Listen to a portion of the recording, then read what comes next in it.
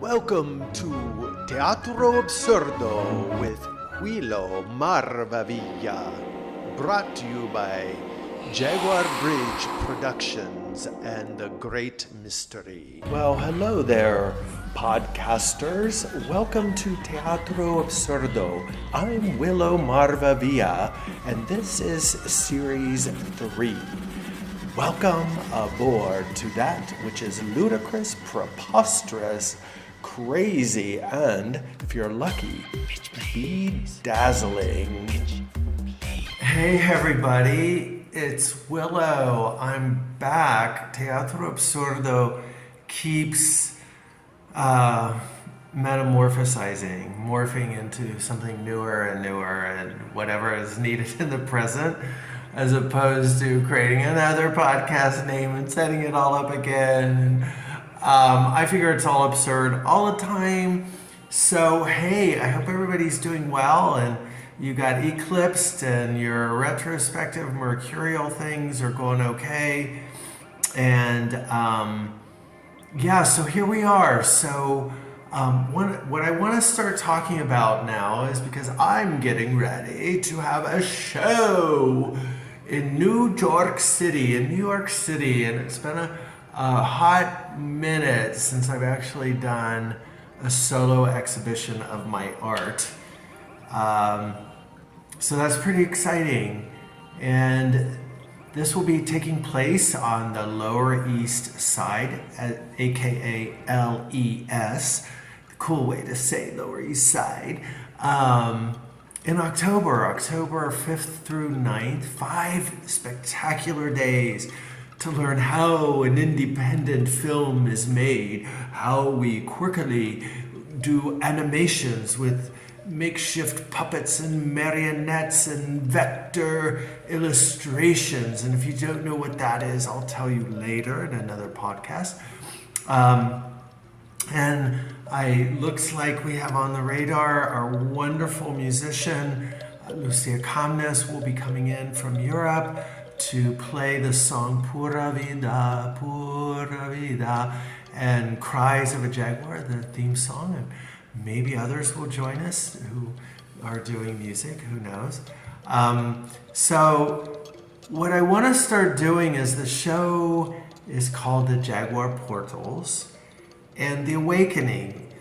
However, that seems kind of awkward because they're already awokened. I mean, I don't want to use woke because that's kind of a flag word these days, which really sucks.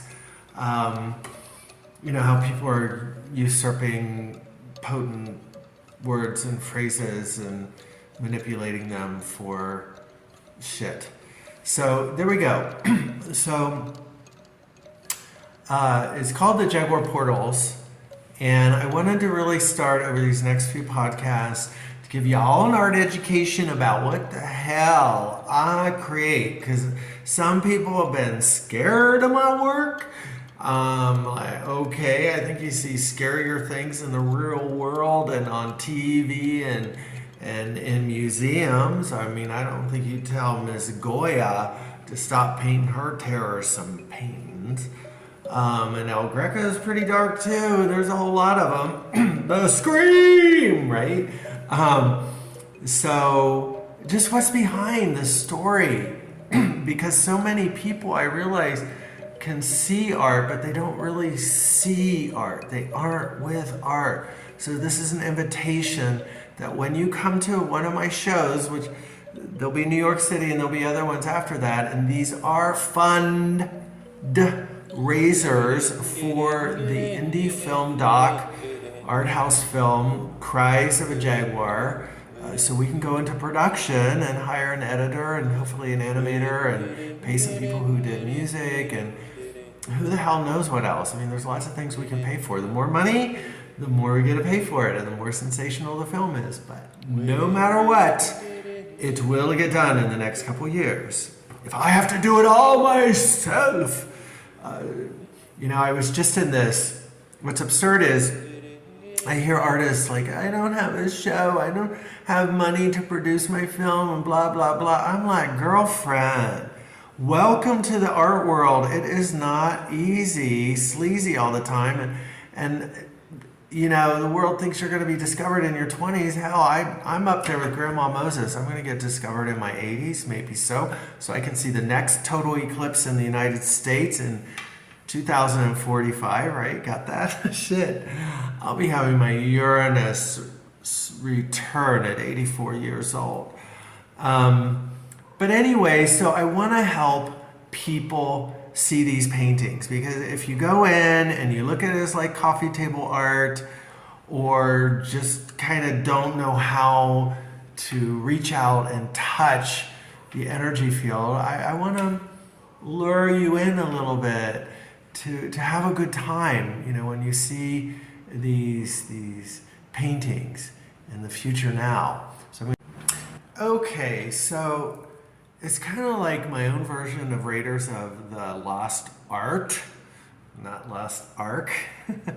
As some of you know or may not know, and I'll tell you the whole story, but strangely, until now, because I'm creating a whole lot of new pieces, but I'd say 90% of the original paintings in the Jaguar Portal quest have been destroyed, stolen, or burnt, which falls under the category of destroyed, right?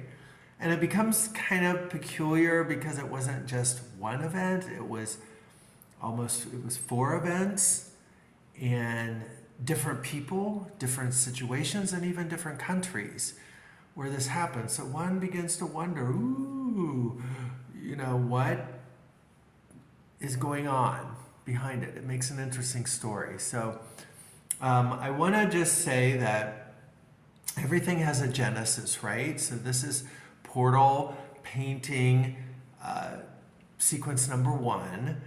So in the beginning, there's actually a sculpture that kind of, I think, started a resonant tone. I mean, there's of my own works.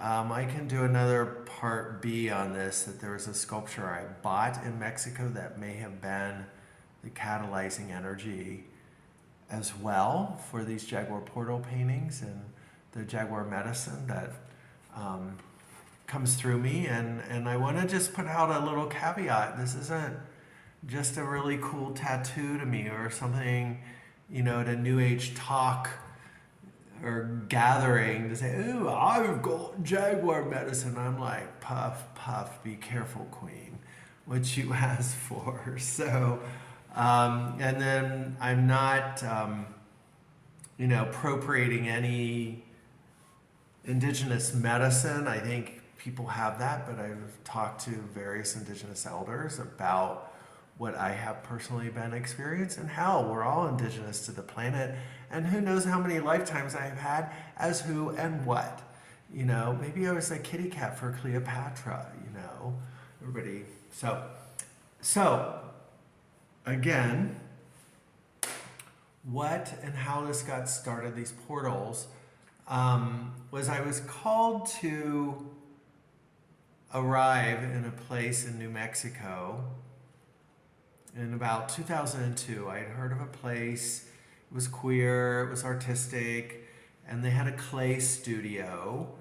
And I was told I could go down there and connect and create, which seemed kind of cool. So I did. I knew of this cult of people. I'm not going to disperse the name because it's irrelevant in some cases. But they were a magical group of queers, some of them.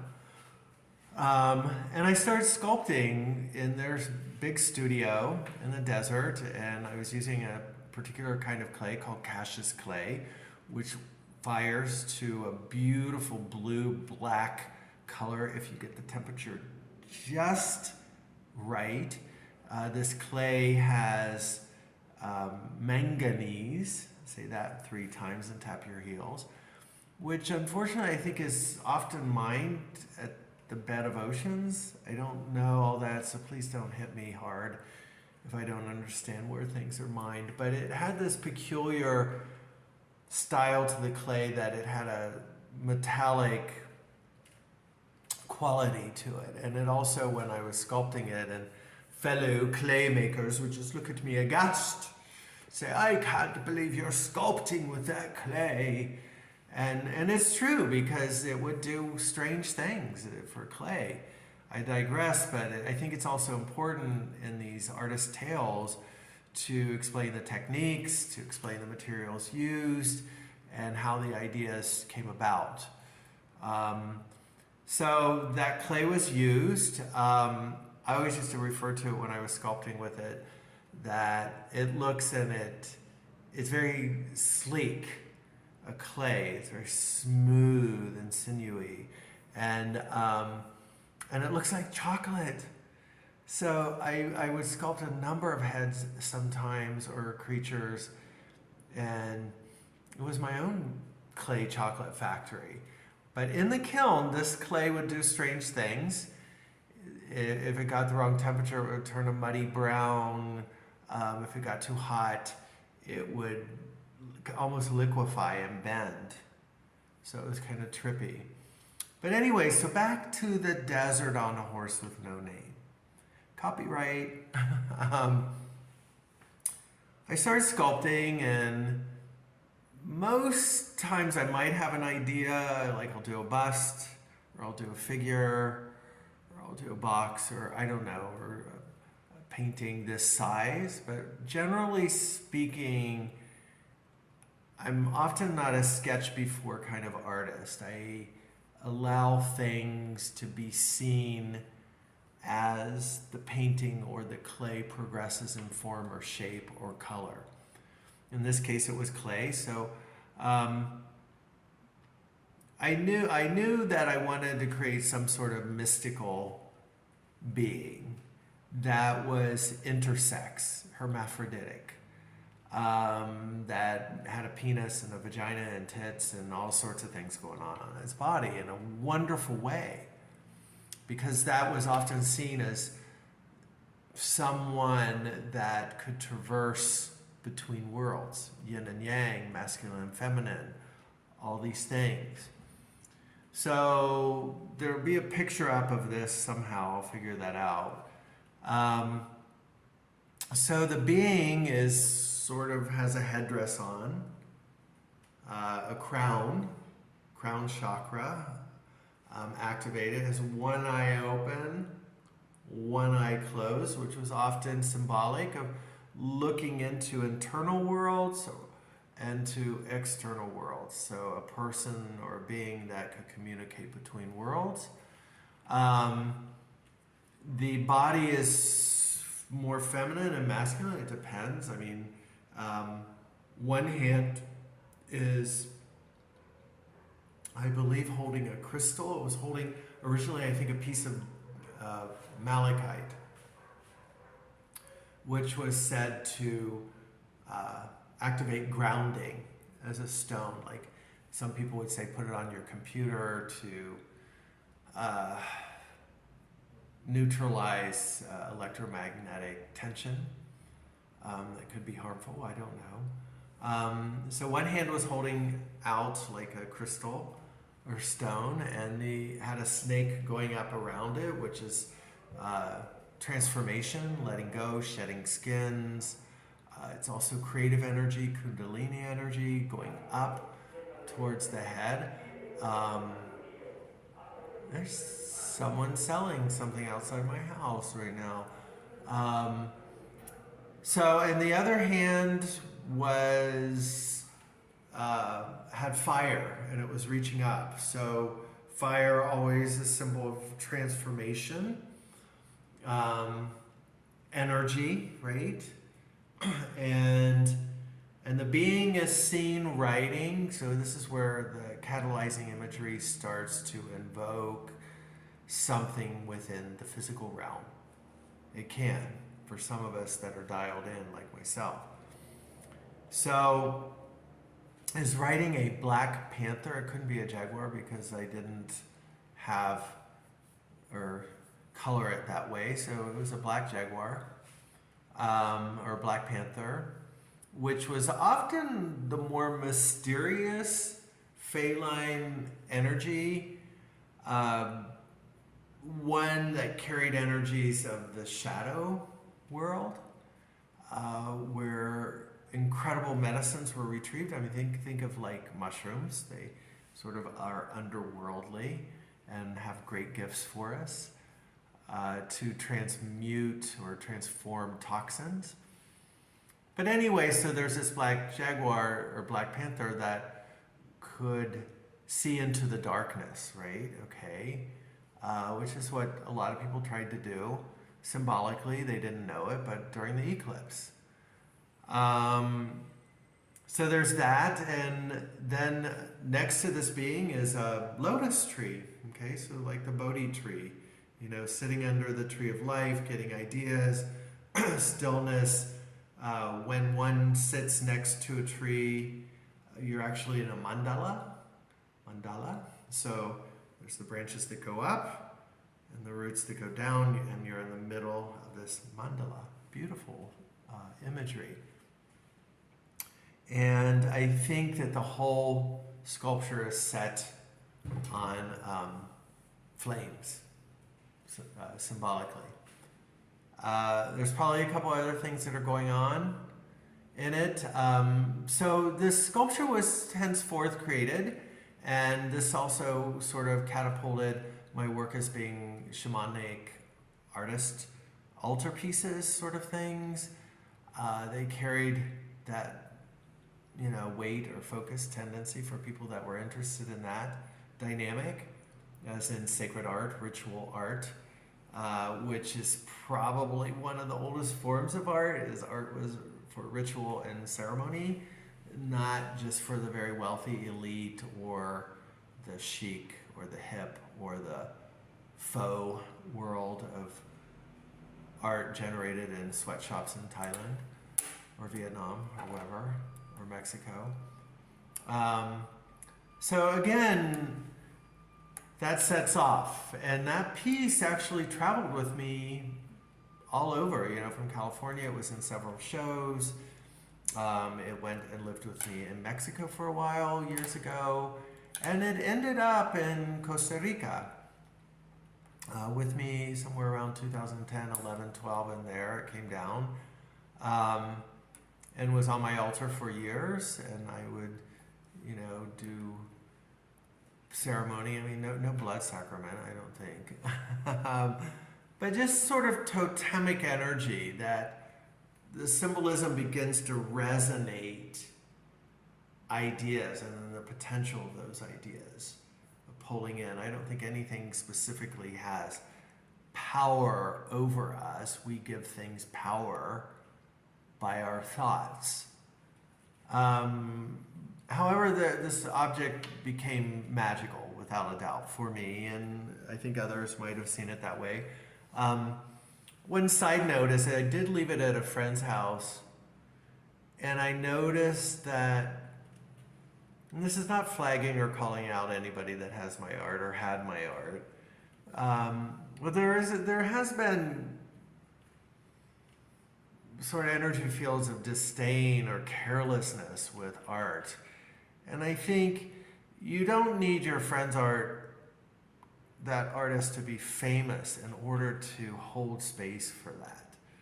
You know, great reverence to that person that took time to create something interesting for your house. So the early on, or, you know, in that time period, before it came to Costa Rica, it did get broken a little bit. I think one of its arms got broken off, and I repaired it. But here's the cool thing is, while I was in Costa Rica, one day we did have an earthquake, a substantial one, and the piece fell over on the floor.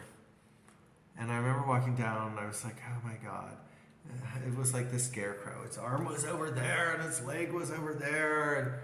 But most of the structure was intact because Cassius clay does have that metal metallic characteristic, so it was very solid. It was very whole. And so, being who I am and the nature of sculpture and moving shows, items around that I had made for shows, things would break, so I knew how to repair stuff. And often I would do them magically. So when I repaired this sculpture, which is called, by the way, it was called Mago Jaguar, the Jaguar magician. So it's the first appearance of this again. But I repaired it, and I remember I had small crystals, so probably azurite, I don't know, rose quartz, things like that I put in. The arms were hollow and the leg to some degree, probably along with some metallic armature. And I glued them back together with crystals inside. And I lived happily ever after until 2022, when some neighbors decided to become very unruly and vengeful and greedy, and perhaps even channeling toxicity from a religious background of the angry daddy. You know, the angry daddy controlling, punishing God. In my philosophical spiritual process, the divine creator is only love, does not punish. We punish ourselves through actions like climate change and wars and things like that. And voting always for these angry daddies. Are we over that? And we don't need angry daddies dressed as angry mommies. It's like, stop. There's the absurdity. But interesting and sadly and just disappointing. Those neighbors, somebody either stole the piece, it got destroyed, or somebody has it in their home. But I no longer have possession. I could not get back into my house to get my things, so it is gone with the other Jaguar Portal paintings. And it was the last piece almost to disappear. And part of me wonders if, you know, these people were kind of like hyper faux Christian Catholics, so I don't know if they started seeing this stuff and scripting some sort of demonic thing, or became overly homophobic, or who knows. But what I feel, and I'm blessing the piece, is it teaches whoever, wherever, however, whatever state it is in, to no longer need to succumb to vengefulness to resolve a conflict. That would be my blessing. And it's gone. So love without attachment, right? The Tolkien agreements. It's so apparent to me that, you know, as people just gather stuff, and I certainly have gathered stuff through my years, and now I've been stripped of nearly every single thing I owned. So that's the start of the Jaguar Portals. And the next episode will go into the first paintings, which really began to be channeled to me in Mexico in about 2005, and again 2006 and 2007 and 2008. And we'll go from there. So again, the show will be in October 5th through 9th. That's between the Jewish holidays for those of you that celebrate those. So you can take a break between Atonement and the New Year to come out and shake it up a little bit, and to hear lovely Lucia play, and to meet the other filmmakers. I hope will be there, Fenton and maybe Gracie and maybe DZ, and Perry, who helped with some ideas for the script. So there we have it. And in the Lower East Side, and I will give the address, I think it's 42 Allen Street, what's called Forma Gallery. And come out and share a little love. We will be mostly, the we and me, will mostly be placing the paintings under a silent auction. And that. So, you know, blessed be. Off we go until the next one, my friends. Cheerio. Hop, hop. Bippity boppity boom. Abracadabra.